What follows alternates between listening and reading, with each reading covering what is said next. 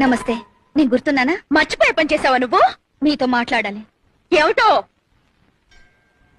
మీ వారిని పెళ్లి చేసుకుందాం అనుకుంటున్నాను. పోసిని అఘాత్యం కూలా నీకు నా మొగుడే దొరికాటే, పైగా నా మొగుడిని పెళ్లి చేసుకుంటానని నా దగ్గరే చెప్తావా? నీ గుడ్లు పీకేస్తా, నిన్ను నిలువునా పాటేస్తా. మీరు ఇలా ఆవేశపడ్డంలో అర్థం ఉంది. అర్థమా? అర్థం ఉన్నారా? మీరు కోపం తెచ్చుకోకుండా నేను చెప్పేది వినండి. ఆ తర్వాత మీ ఇష్టం వచ్చినట్టు చెయ్యండి. త్వరగా చెప్పాడు. నేను మధుని అంటే మా వారిని. ప్లీజ్ నేను చెప్పేది వినండి. నేను మధుని గాఢంగా ప్రేమించాను. పెళ్లి కూడా చేసుకోవాలనుకుంటున్నాను. అనుకుంటావు. ఎందుకు అనుకో? కాస్త శాంతంగా వినండి.